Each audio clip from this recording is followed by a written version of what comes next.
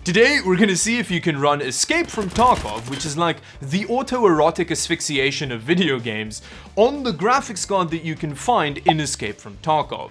Now, the graphics card in Escape from Tarkov is one of the most valuable readily found items in the game, and finding it is one of the most exciting and terrifying things ever. Because you know, the moment you walk 3 feet out of the room that you found the graphics card in, Mark is gonna come bouncing around the walls and shove his fist up your butt and take that graphics card for his own pile of shiny crap.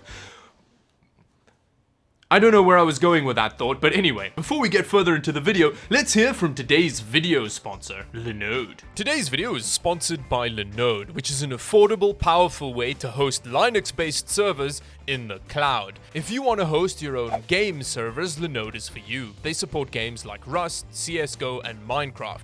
The Java edition, which we all know is clearly superior to the Bedrock edition. Also, if you need a VPN to surf the internet without prying eyes looking in, Linode has you covered with easy one-click installs for personal VPNs like WireGuide and OpenVPN. The best part about setting up your personal VPN server is that you can be sure that there isn't a middleman company looking to sell your data. Linode has some of the best customer support in the business. I mean, just look at how seriously this dude takes his customer support. Regardless of your pay tier, you'll get through to a person that'll help you sort out your problem. If this sounds good, sign up using the link in my description for $100 60-day credit. Thank you very much, Linode, for sponsoring this video.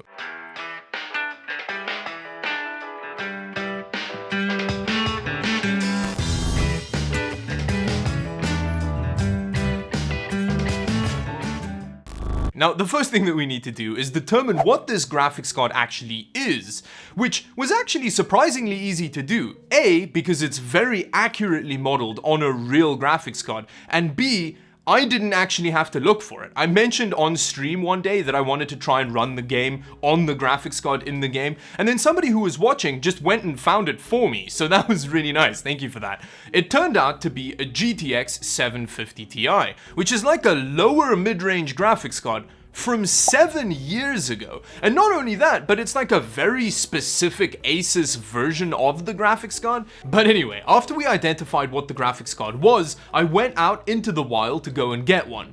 Oh, graphics card!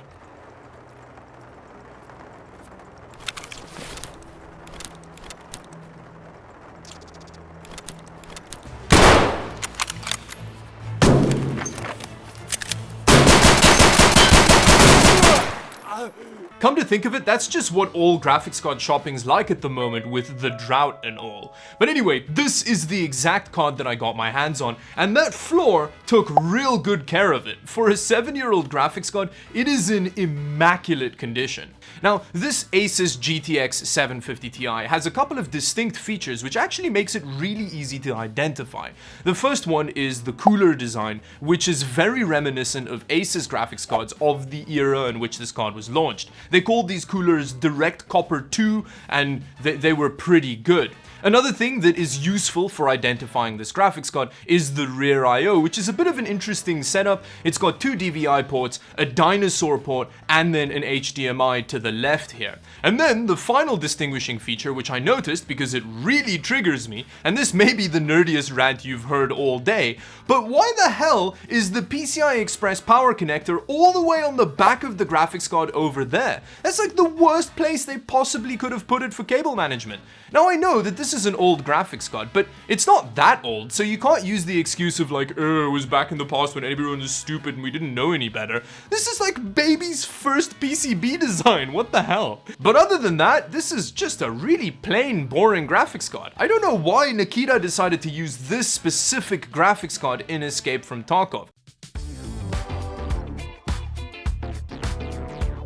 And this is exactly why I was getting all uppity about that power connector placement. Look at that! Look at how stupid that looks!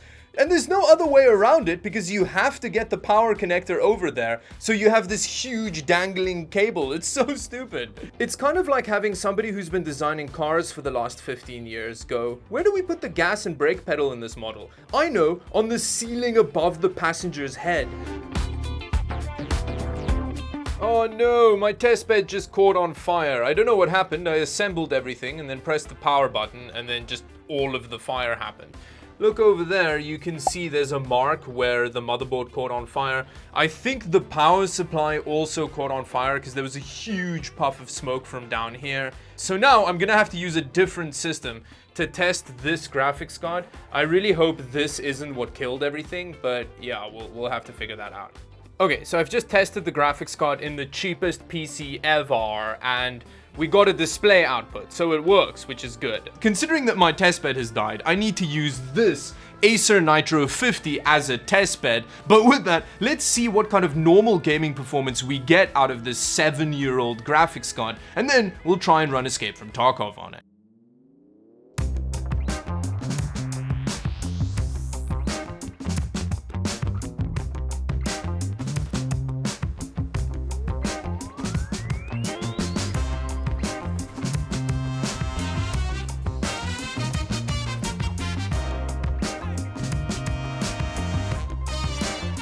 As far as the gaming performance goes, it's decent. You can play a bunch of games with reasonable settings. I mean, even Battlefield 5 was playable on it.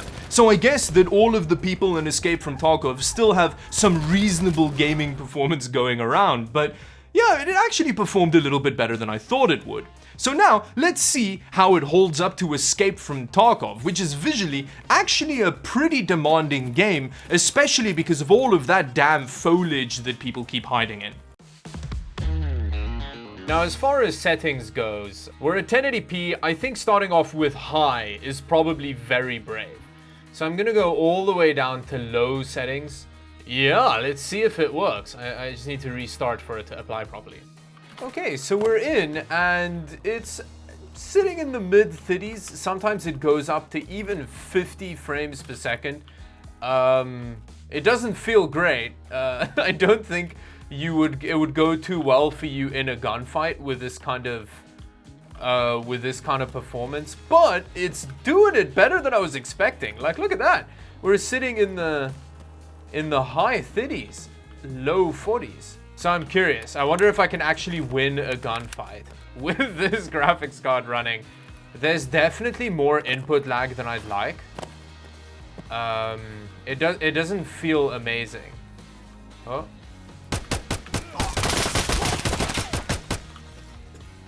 I think he's dead. I am very hurt though. 2 heavy bleeds. Oh no. Oh no, I really hope he's got a hemostat on him. Yo, he's pretty geared. Oh, please. Please have a hemostat. Oh, he's got a Salewa.